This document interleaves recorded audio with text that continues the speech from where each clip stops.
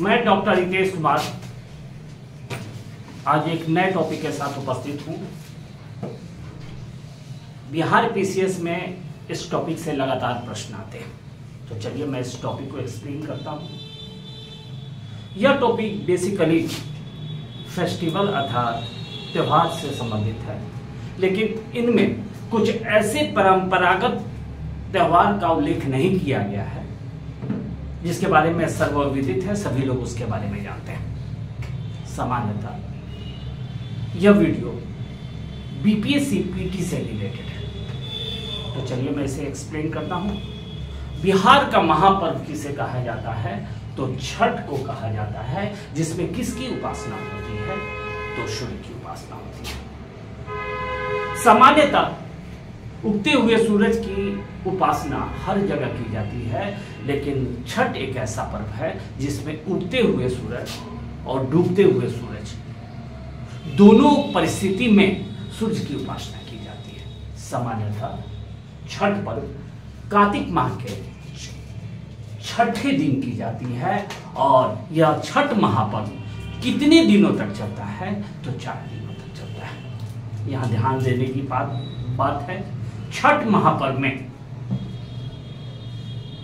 एक प्रसिद्ध प्रसाद का निर्माण किया जाता है, जिसे हम किस नाम से जानते हैं? तो ठेकुआ के नाम से जानते हैं। सामान्यतः छठ पर्व में अनुष्ठान, आत्मिक संयम के अलावा स्वच्छता पर विशेष रूप से ध्यान दिया जाता है। इतना ही नहीं, छठ महापर्व में जो उपासना की जाती है उसका मुख्यतः उद्देश्य समृद्धि एवं कल्याण है।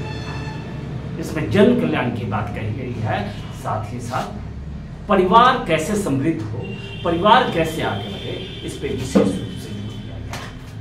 इतना ही नहीं, इसमें भगवान सूर्य को अर्घ्य दिया जाता है और अपनी श्रद्धा उन्हें समर्पित की जाती है।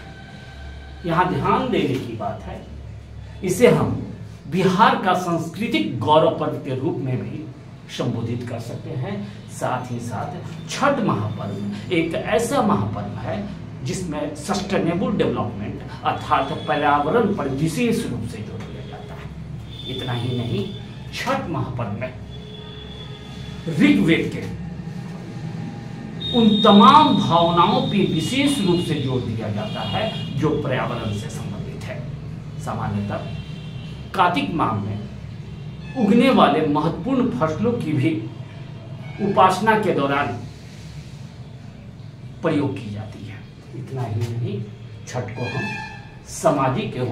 सामाजिक एवं सांस्कृतिक एकता का प्रतीक मान सकते हैं। ये एक ऐसा पर्व है जो जाति के बंधन से ऊपर है, धर्म के बंधन से ऊपर है। इस पर्व में समाज के हर वर्ग समान रूप से सक्रिय रहते हैं। यही कारण है कि इस पर्व को महापर्व की संज्ञा दी जाती है।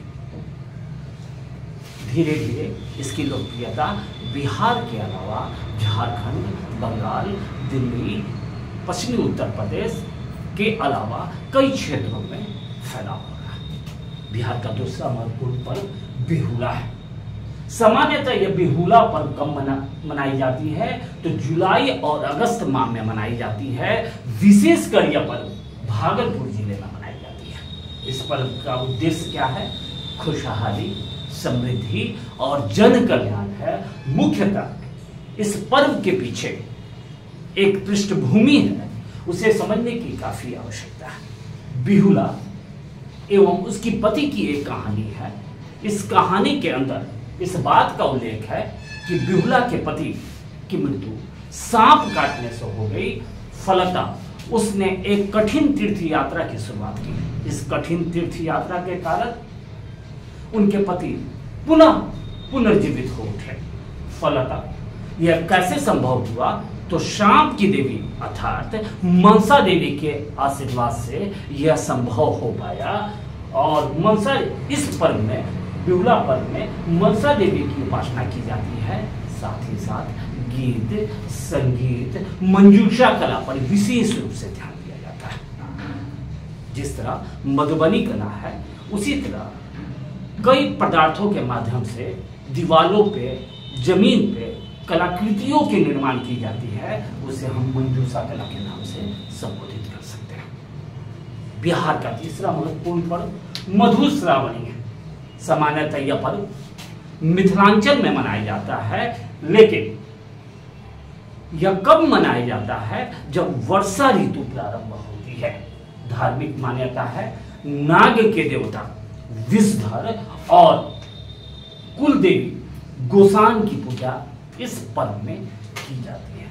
सामान्यतः प्रसाद में खीर, आम और शाकाहारी भोजन, जो बिहारी परंपरागत शाकाहारी भोजन है, उसका निर्माण किया जाता है। इस पर्व में पति के दीर्घ आयु की कामना की जाती है, लेकिन जो नववधू होती हैं, जिनकी नई शादी होती है, उन्हें 13 दिनों के लिए मायके भेज दिया जाता है और पति के घर से तरह तरह के स्वादिष्ट पकवान भेजे जाते हैं। चौथा महत्वपूर्ण पर्व समा चेकवा है। यह पर्व भी मिथिलांचल क्षेत्र में मनाया जाता है। विशेषकर यह पर्व अक्टूबर और नवंबर में मनाया जाता है। हम इसे कह सकते हैं कि यह पर्व रक्षाबंधन का ही एक रूप है। इसमें भाई और बहन के विशेष संबंध पर विशेष रूप से जोर दिया जाता है। सामान्यतः भगवान कृष्ण की पुत्री मनसा समा को भगवान श्री कृष्ण ने श्राप दे दिया, जिसके कारण क्षमा क्या बन गई? तो पंछी बन गई। कृष्ण इसलिए नाराज हो गए कि चूरक नाम का एक दुष्ट व्यक्ति क्षमा के बारे में कुछ ऐसी बातें बोल दी, जिससे भगवान श्री कृष्ण नाराज हो गए। फलतः समा के पति चारुव्रत भगवान शिव की उपासना किए और उपासना के दौरान उन्होंने भगवान शिव से यह मांग की कि चूंकि मेरी पत्नी पंछी हो गई है, इसलिए मुझे भी पंछी बना दिया जाए। भगवान शिव उनके आराधना से अति प्रसन्न हुए और उन्हें पंछी बनाने का आशीर्वाद देते। ऐसी परिस्थिति में क्षमा का भाई श्याम भगवान विष्णु का उपासना किया और कहा कि मेरी प्यारी बहन पंछी बन गई है और उनके पति भी पंछी बन गए। पुनः उन्हें मानव जीवन में लाने का आशीर्वाद दिया जाए।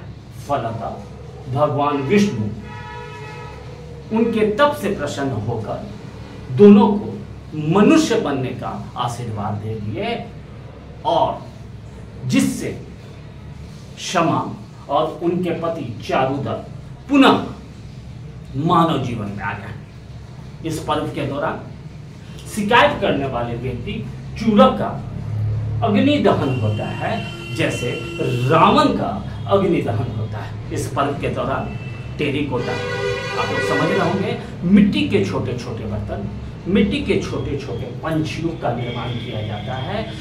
घर की सजावट की जाती है, नृत्य और संगीत का आयोजन किया जाता है। इस पर्व के दौरान पर्यावरण पर विशेष रूप से किया जाता है। अगला महत्वपूर्ण पर्व बुद्ध पूर्णिमा।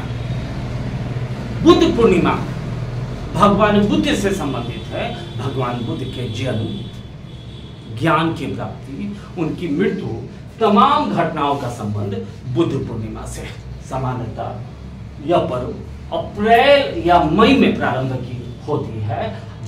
जिसकी शुरुआत कहाँ से होती है? तो गया अवस्थित महाबोधि मंदिर से इस पर्व की शुरुआत की जाती है। इस पर्व के दौरान आध्यात्मिक और सांस्कृतिक कार्यक्रम की जाती है, साथ ही साथ जुलूस निकाली जाती है और भगवान बुद्ध के जीवन से संबंधित उनके उपदेश तथा उनकी बातों को समस्त दुनिया में फैलाने का काम किया जाता है। इसी क्रम में बिहार का एक अत्यंत महत्वपूर्ण पर्व है जिसके कई नाम हैं। एक नाम का मैंने उल्लेख नहीं किया है, उसे मैं थोड़ी देर में बताऊंगा। सौर क्रांति, जिसे हम मकर संक्रांति के नाम से जानते हैं या तिल क्रांति के नाम से जानते हैं। पीसीएस के एग्जाम में आपसे पूछा जाएगा कि बिहार का प्रसिद्ध पर्व मकर संक्रांति को और किस नाम से जाना जाता है? तो तिल संक्रांति के नाम से जाना जाता है। सामान्यतः हम लोग बोलचाल में इसे दही चूड़ा पर्व के नाम से भी संबोधित कर सकते हैं। इस पर्व को कब मनाई जाती है? तो जनवरी में मनाई जाती है। इस क्रम में आपको यह समझना पड़ेगा, जब सूर्य मकर राशि में प्रवेश करता है तब यह पर्व मनाई जाती है। इस क्रम में आपको एक और महत्वपूर्ण पर्व है, उसे भी समझना है, प्रकाश पर्व, जो किस धर्म से संबंधित है? तो सिख धर्म से संबंधित है। सामान्यतः गुरु गोविंद सिंह जयंती के अवसर पे प्रकाश पर्व मनाया जाता है। इसका विशेष आयोजन बिहार के पटना सिटी में, जो गुरु गोविंद सिंह से संबंधित गुरुद्वारा है, वहां पे इसका आयोजन अंतर्राष्ट्रीय स्तर का किया जाता है। सामान्यतः आपको समझना पड़ेगा, सिख धर्म में खालसा पंथ की स्थापना किसके द्वारा की गई थी? गुरु गोविंद सिंह के द्वारा की गई थी। लेकिन बहुत कम छात्र एक भाग को जानते हैं कि गुरु गोविंद सिंह सिख धर्म के 10वें और अंतिम गुरु थे। उनके बाद सिख धर्म में गुरु की अवधारणा जो थी उसे समाप्त कर दी गई थी। यहाँ इस पर्व के दौरान प्रभात फेरी, सजावट, भजन, कीर्तन के अलावा तरह तरह के आयोजन को किया जाता है।